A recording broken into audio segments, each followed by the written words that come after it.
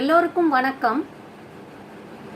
இன்னைக்கு நாம் கல்வி திட்டத்தில் எந்த மாதிரியான விஷயங்கள் நம்ம தவற விட்டுட்டோம், என்ன அதில் மெயினாக இப்போ இருக்கிற காலகட்டத்துக்கு எந்த மாதிரியான விஷயங்கள் பசங்களுக்கு சொல்லித்தரணும் அப்படிங்கிறத என்னுடைய தனிப்பட்ட கருத்துக்களை உங்ககிட்ட நான் பகிர்ந்துக்க வந்திருக்கேன். இது எங்கே போய் ரீச் ஆகும் என்ன ஆகுங்கிறத பற்றியெல்லாம் நான் யோசிக்கலை. ஆனால் அட்லீஸ்ட் என்னுடைய எண்ணங்களை வெளிப்படுத்தலாம் அப்படிங்கிற ஒரு எண்ணத்தில் தான் நான் வந்திருக்கேன்.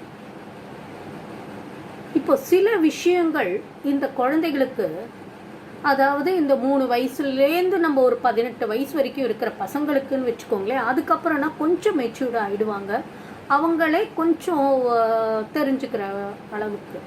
இப்போ இந்த பசங்களுக்கு நம்ம பேரண்ட்ஸ் சொல்லி தரத்தை விட டீச்சர்ஸ் சொல்லி தந்தாக்க கொஞ்சம் அதை ஏற்றுப்பாங்க. அது எப்போதுமே உண்மைதானே. நாம் நம்ம பசங்கள்கிட்ட சொல்கிறத விட நம்ம இன்னொரு பசங்க கிட்ட சொன்னால் அவங்க கேட்பாங்க. இதே மற்ற அம்மாக்கள் இப்போ என்னுடைய பசங்க கிட்ட சொன்னாக்கா அவங்க கேட்பாங்க. அதுதான் உலக நியதி. அதாவது அது இயற்கையாக அது மாதிரி வந்துருதுன்னு நினைக்கிறேன். அதனால தானே இந்த மாதிரி ஒரு ஸ்கூலுக்கு இதுக்கெல்லாம் அனுப்புகிறோம். இல்லைன்னா நம்மளே வீட்டில் உட்கார வச்சுட்டு எல்லாமே சொல்லி இந்த ஏபிசிடி நமக்கு சொல்லித்தர தெரியாத குழந்தைகள் சொல்லித்தரலாம். ஆனால் ஒன்றுத்துக்கு ஒரு முறை இருக்குது, அதுக்காகத்தான் அப்படி பண்ணுறோம். அதே மாதிரி தான் இப்போது குழந்தைகளுக்கு நம்ம இந்த ஏபிசிடி சொல்லித்தரமோ, அஇஇ சொல்லித்தரமோ, திருக்குறள் சொல்லித்தரமோ, இல்லை நிறைய ரைம்ஸ் சொல்லித்தரமோ, இதெல்லாம் ஒரு பக்கம். குழந்தைகளுக்கு இப்போ இருக்கிற குழந்தைகளுக்கு தேவை இந்த நீதி. எப்படி வாழ்க்கையை நம்ம கொண்டு போகணும். ஏன்னா இப்போ நம்மளுடைய இப்போ young generation is more important for our society. இப்போ சொசைட்டி ஏற்கனவே ஒரு இக்கட்டான ஒரு சூழ்நிலையில் இருக்குது. ஸோ நமக்கு இப்போ தேவை ரொம்ப ப்ரொடக்டிவ் யங்ஸ்டர்ஸ் தான் இப்போ நமக்கு தேவை. அவங்கள நம்ம சாதாரணமாக எடை போட்டக்கூடாது. ஏன்னா அவங்களாம் பயங்கர இன்டெலிஜென்ட். இப்போ இருக்கிற பசங்க எல்லாருமே பயங்கர ஷூடு, பயங்கர இன்டெலிஜென்ட். நாம் தான் உடனே ஏதாவது ஒன்றுனாக்கா நாங்கள் அந்த காலத்தில் இது பண்ணலையா அது பண்ணலையா அப்படின்னு சொல்கிறோம். அப்படியெல்லாம் நம்ம முதல்ல கம்பேர் பண்ணவே கூடாது. வி ஆர் இன்கம்பேரபிள் அவங்களோட பார்க்கும்போது. ஏன்னா இப்போ இருக்கிற டெக்னாலஜி இதெல்லாம் பார்த்தோம்னா அவங்க என்னம்மா அடாப்ட் பண்ணுறாங்க. அதை அவங்களுக்கு தெரிகிற விஷயத்தில் ஒரு 2 to 3% கூட நமக்கு தெரியுமான்றதுலாம் அது தெரியல. அந்த அளவுக்கு அவங்களுக்கு அந்த கிராஸ்பிங் பவர்லாம் இருக்குது. இன்னொன்று நம்ம நீ இது பண்ணல அது பண்ணல, ஏன் இப்படி இருக்குது அப்படிலாம் சொல்லவே முடியாது. ஏன்னா நாம் இருக்க இந்த காலகட்டத்தில் நம்ம காம்படிஷன் ரொம்பவே கம்மி. இப்போ இந்த 30 வருஷத்தில் எத்தனையோ மாறுதல்கள். இப்போ அப்போ நம்ம 50 பேரோட கம்பீட் பண்ணது இப்போ அவங்க 50,000 பேரோட கம்பீட் பண்ணுறாங்க. அப்போ அவங்களுடைய ஸ்கில்ஸ் எல்லாம் எப்படி இருக்குன்னு சொல்லிட்டு யோசிச்சு பாருங்கள். எந்த மாதிரியான ஒரு ஸ்டேஜில் அவங்க இருக்காங்கன்ட்டு. அப்போது அவங்களுடைய ஸ்கில் டெவலப்மெண்ட் எல்லாமே அந்த அளவுக்குத்தான் இருக்குது. சில பேரால் அதை வெளிக்கொண்டு அவங்க முன்னுக்கு வராங்க, சில பேரால் முடியல, அவ்வளோதானே. தவிர நம்மளை விட they are all more intellectuals. அவ்வளோதான் நான் சொல்வேன். ரொம்ப இன்டெலிஜென்ட், ரொம்ப ஷ்ரூடு, கிராஸ்பிங் பவர் அவங்களுக்கு ரொம்பவே ஜாஸ்தி. அதனால இப்போ இருக்கிற யங்ஸ்டர்ஸை பற்றி நம்ம கவலைப்பட வேண்டியதில்லை. நமக்கு என்ன தேவைன்னா அவங்க இந்த வாழ்க்கையை எப்படி எடுத்துக்க போகிறாங்க, எந்த மாதிரியான வாழ்க்கை முறையை அவங்களுக்கு நம்ம கற்றுக் கொடுக்கணும், எந்த மாதிரியான நீதிகளையே அவங்களுக்கு நம்ம சொல்லி தரணுங்கிறது தான் முக்கியம். ஏன்னா இந்த சமுதாய சீர்கேடுகள்ங்கிறது இப்போ ரொம்பவே மோசமாக இருக்கு. அவங்களுடைய எதிர்காலம் எப்படி இருக்குங்கிற ஒரு பயத்தில் தான் நம்ம இருக்கோமே தவிர அவங்க இந்த படிப்பை பற்றியோ இதை பற்றியோ இப்போ நம்ம கவலைப்பட வேண்டிய இதுலேயே கட்டாயத்திலேயே இல்லை.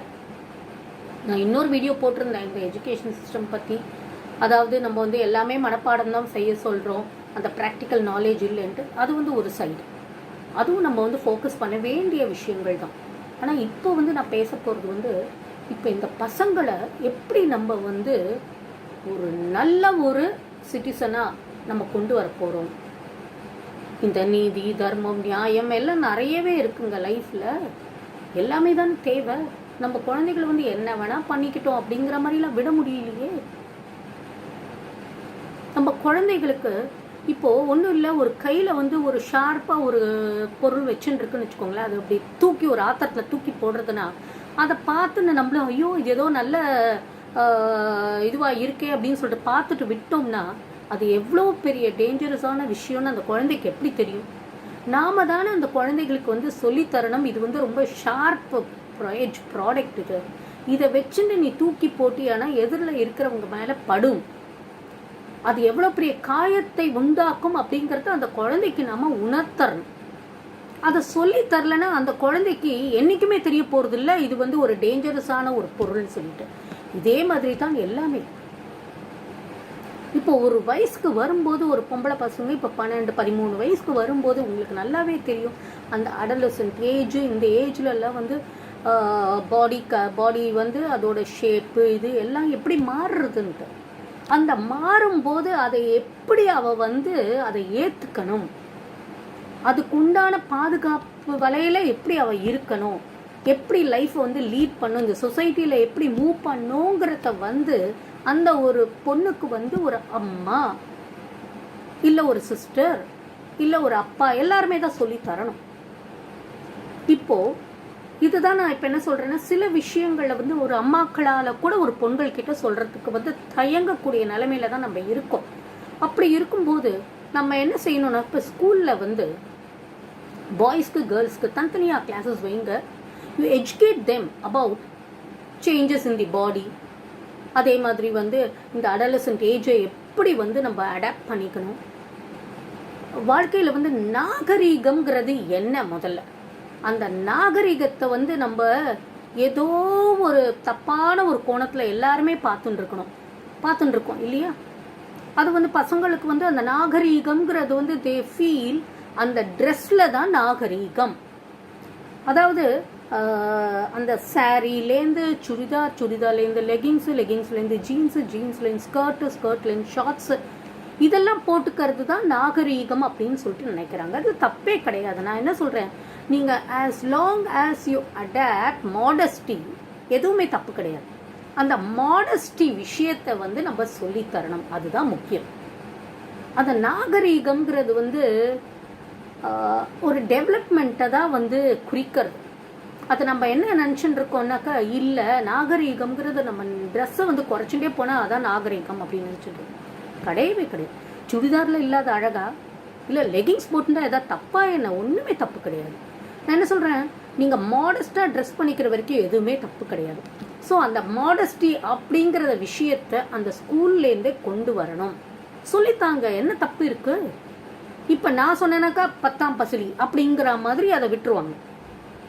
பட் ஸ்கூலில் அதை வந்து வாரத்துக்கு ஒரு கிளாஸ் இல்லை மாதத்துக்கு 2 கிளாஸ் வச்சுக்கோங்க. You teach them what is modesty. நாகரிகம்னா என்ன, மாடஸ்டினா எப்படி மாடஸ்டாக ட்ரெஸ் பண்ணிக்கணும் அப்படிங்கிறத சொல்லித்தாங்க. அப்படி ட்ரெஸ் பண்ணிக்கலன்னா எந்த மாதிரியான விபரீதத்தில் நீ போய் நாளைக்கு விழப்போகிற அப்படிங்கிறதுல தே ஷுட் டீச் தெம். இது ரொம்ப அவசியமான ஒன்றாக தான் நான் கருதுறேன். தயவு செஞ்சு இதை வந்து இக்னோர் பண்ணாதீங்க. யாரும் முடிஞ்ச அளவுக்கு ஷேர் பண்ணுங்க, உங்களுடைய வியூஸை சொல்லுங்க. எல்லாருக்குமே ரைட்ஸ் இருக்குங்க அவங்க வியூஸை சொல்றதுக்கு. இந்த மாதிரியான விஷயத்த வந்து நம்ம என்ன செய்யறோம்னாக்க தயங்குறோம் பேசுறதுக்கு. எதுக்கு தயக்கம்?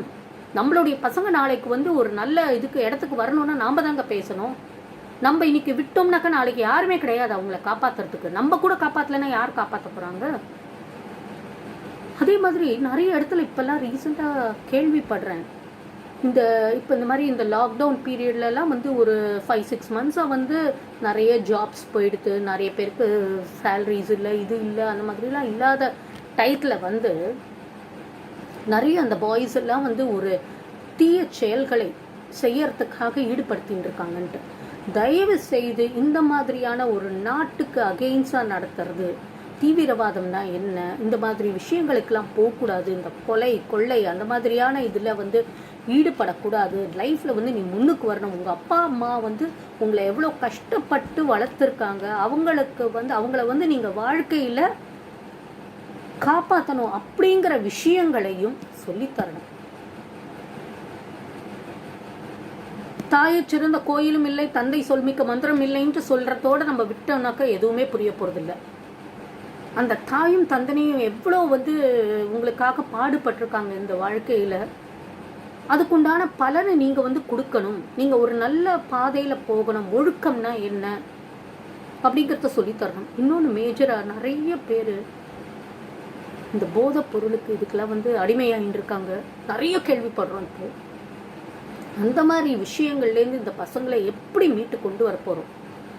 எல்லாம் இந்த காலேஜ் ஸ்டூடெண்ட்ஸ் நிறைய பேர், பேரண்ட்ஸ்க்கு வந்து ஒன்றுமே தெரியறது இல்லை. நிறைய இடத்துல அவங்க நினச்சிட்டு இருக்காங்க இவங்க காலேஜுக்கு போயிருக்காங்க, ஸ்பெஷல் கிளாஸ் போகிறேன்றாங்க, இங்கே இருக்காங்க, நிறைய ஹாஸ்டல். நான் எல்லாரையும் சொல்லலை. நான் ஒவ்வொரு பையனையும் ஒவ்வொரு பொண்ணையும் வந்து என்னுடைய குழந்தையா நினச்சிட்டு நான் அவங்க நல்லபடியாக மீண்டு வரணுங்கிறதுக்காக தான் நான் பேசுகிறேன். தயவு செஞ்சு நான் யாரையும் வந்து குத்தம் சொல்லலை, தப்பாக நினச்சிக்காதீங்க. அதாவது இந்த மாதிரி செயல்களில் ஈடுபடக்கூடாது என்பதை அந்த சின்ன வயசுலேருந்து அந்த பசங்களுக்கு நம்ம சொல்லி தரணும். அது எவ்வளோ பெரிய தப்பு. இந்த சிகரெட் பிடிக்கிறதோ, அப்புறம் இந்த மது, அதே மாதிரி இந்த போதைப் பொருட்கள், இதிலெல்லாம் ஈடுபடக்கூடாதுங்கிறத வந்து even at the school stage you can teach them. Teach பண்ணணும். அந்த மாதிரியான ஒரு செஷன் வந்து கட்டாயமாக இருக்கணும். Even if you don't have it as an இது ஒரு சப்ஜெக்டாக இல்லைன்னா கூட அட்லீஸ்ட் ஒரு மாதத்தில் ஒரு நாள் இது மாதிரி வந்து எஜுகேட் பண்ணுங்க. பாய்ஸாக இருந்தாலும் சரி, கேர்ள்ஸாக இருந்தாலும் சரி. இந்த எஜுகேஷன் வந்து இப்போ இருக்கிற காலகட்டத்துக்கு ரொம்பவே அவசியமானது. அதே மாதிரி அவங்களுக்கு வந்து இந்த கல்யாண பந்தம்னா என்ன, வாட் இஸ் செக்ஸ், அவங்க வந்து ஒரு தப்பான ஒரு கண்ணோட்டத்தில் எல்லாத்தையுமே பார்த்துட்டு இருக்காங்க. அதுக்கு அவங்கள வந்து நம்ம குத்தம் சொல்ல முடியாது. ஏன்னா அந்த பார்க்கறது வந்து இப்போ படத்தில் எனக்கு நல்ல ஞாபகம் இருக்குது. எங்கள் ஸ்கூலில் வந்து everyday will have an assembly. அந்த அசம்பிளியில் என்ன சொல்லுவாங்கன்னா, மெயினாக நீங்கள் படம் பாருங்கள், பட் அந்த படத்தில் வந்து வர அந்த சீன்ஸோ அந்த டூயட் சாங்ஸோ எல்லாம் that is not real life. அது ஒன்லி ஃபார் என்டர்டெயின்மெண்ட். அந்த ஒரு 2.5 மணி நேரம் அந்த படம் பார்க்குறது வந்து ஒரு என்டர்டெயின்மெண்ட். அதை பார்த்துட்டு ரசிச்சுட்டு வெளில வாங்க. அதுக்குள்ளதான் நம்ம லைஃப் இருக்கு. அதே மாதிரி தான் நம்ம லைஃப்னு சொல்லிட்டு ஒரு தப்பான கண்ணோட்டத்தில் நம்ம போயின்னு இருந்தோம்னா நம்ம பாதை எதையோ நோக்கி போயிடும். அதனால நம்ம லைஃப்க்கு எது தேவையோ அதை மட்டும்தான் நம்ம எடுத்துக்கணும். ஏன்னா முன்காலத்துலலாம் பார்த்தீங்கன்னா படங்கள்லாம் வந்து 2.5 மணி நேரத்தில் பார்த்துட்டு அதோட விட்டோம். அதுக்கப்புறம் திரும்பியும் அதை வந்து பார்க்கறதுலாம் கிடையாது. ஏன்னா டிவி கிடையாது. அதுக்கப்புறம் தான் டிவி வர ஆரம்பிச்சுது. டிவி வந்தாலும் அது வாரத்துக்கு ஒரு நாள் தான் படம் ஏதோ ஒன்று.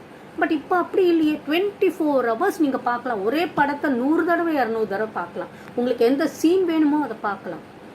அதெல்லாம் தான் இஸ் அஃபெக்டிங். ஸோ அதை நம்ம வந்து அந்த சைல்டுஹுட்லேருந்தே பசங்களுக்கு வந்து இதுதான் life, it's only for entertainment அப்படிங்கிறத நாம் தான் சொல்லித்தரணும்.